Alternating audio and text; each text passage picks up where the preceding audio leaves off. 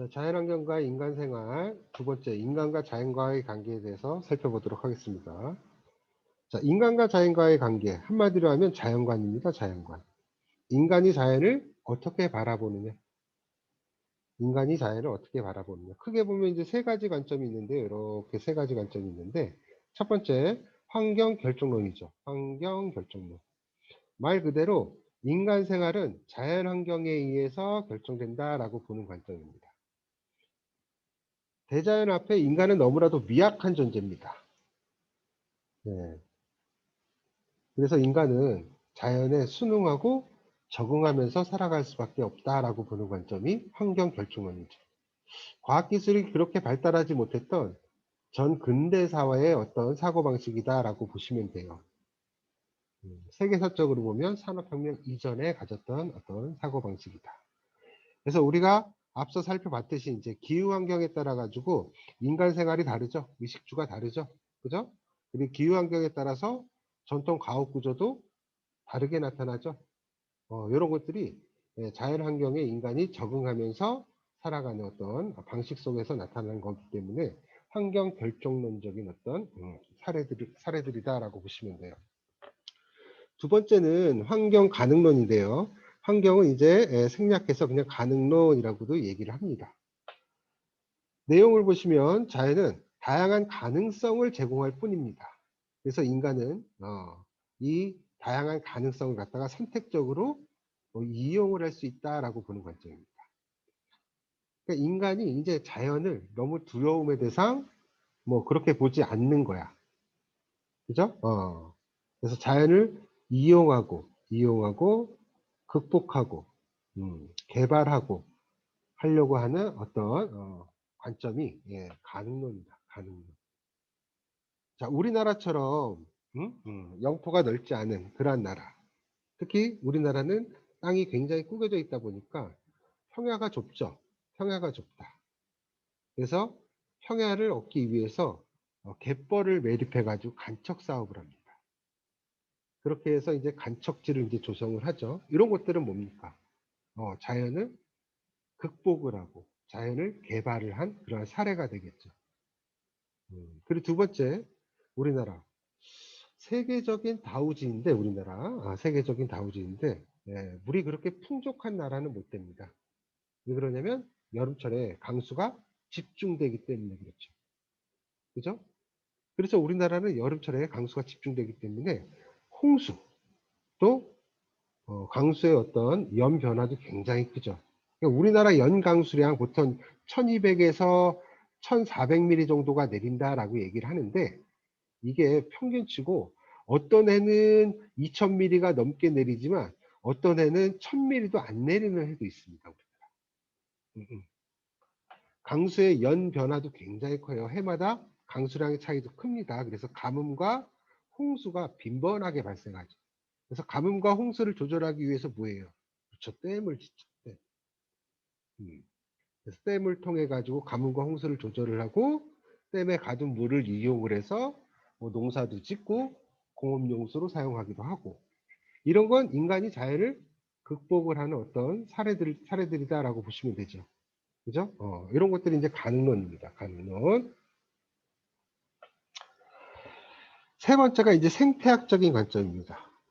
인간 따로 자연 따로가 아니라 인간도 자연 생태계의 일부분으로 보는 거죠. 그죠? 그래서 인간과 자연은 서로 상호작용을 하는 그러한 관계로 보는 겁니다. 그래서 인간이 자연에게 어떤 영향을 주면 자연도 인간에게 영향을 주는 그런 관계.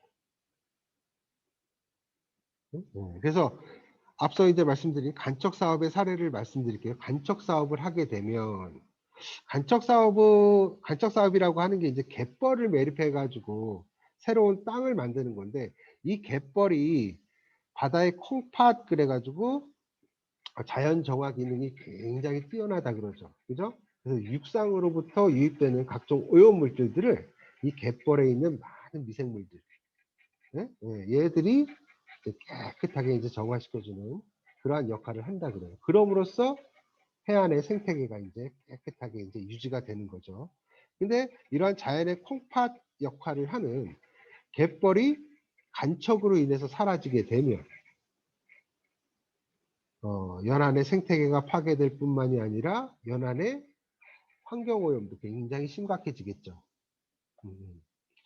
그리고 댐을 건설을 했다. 아까 전에 이제 가뭄과 홍수를 조절하고 용수를 확보하기 위해서 댐을 건설했다라고 말씀드렸는데, 댐을 건설을 했어요. 그랬더니 안개가 끼는 날이 많아져. 안개가 끼는 날이 많아져요. 그죠? 그리고 냉해라고 하는 거는 안개가 끼임으로 인해 가지고 햇빛을 잘 못 받잖아, 농작물이.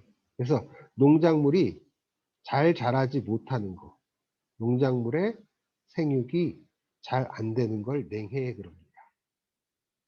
햇빛을 잘 못 받아가지고. 풍수지리 사상도 이제 자연과 조화를 이루면서 살아가고자 하는 우리 조상들의 어떤 사고방식이다라고 보시면 돼요. 그래서 생태학적인 관점은 인간과 자연과의 조화와 균형을 중시하는 그러한 관점입니다. 그죠? 그리고 그 외에 이제 문화 결정론이라고 하는 게 있는데, 이거는 인간이 자연을 이용하는 행위는 문화적 배경에 따라 달라진다라고 하는 거예요. 자, 중앙아시아 지역이 있습니다. 중앙아시아. 어딜까요? 카자흐스탄, 우즈베키스탄, 키르기스탄 하는 그 카스피해 옆 동네죠. 카스피해 옆 동네. 기후적으로는 어때요? 여기 건조기후죠. 건조기후죠. 근데 이 건조기후 지역인 중앙아시아에 우리나라 사람들, 까레이스키라고 불리는 이제 고려인들이 이제 강제 이주되죠.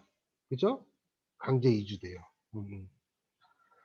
근데 이 건조기후 지역에 살고 있는 우리 동포들, 고려인들, 환경적으로는 건조하지만 우리나라 사람들은 쌀밥을 먹어야 돼. 쌀밥.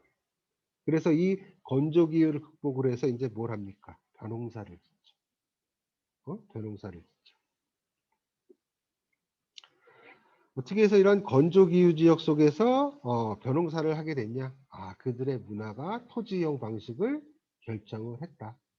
그죠? 이런 것도 있는데, 기본적으로는 요 세 가지라고 이제 생각을 하시면 됩니다.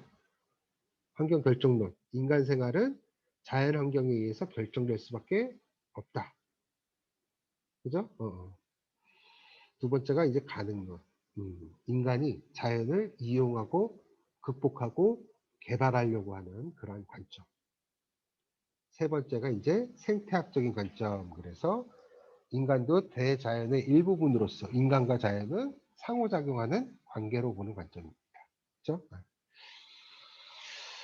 자, 우리 교과서에는 이러한 개념들을 어떻게 써놨냐면, 자, 환경 결정론은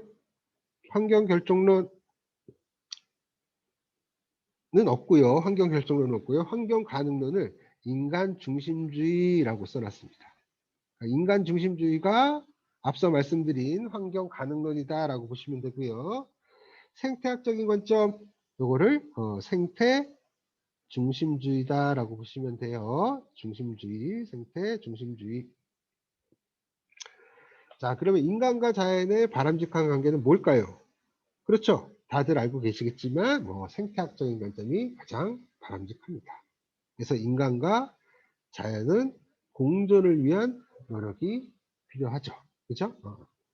그래서 등장하게 된 개념이 이제 생태 도시와 슬로우 시티.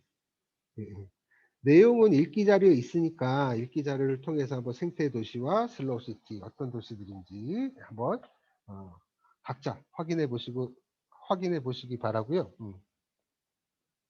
생태 도시, 슬로우 시티 나오면 생태학적인 관점이다라고 보시면 됩니다.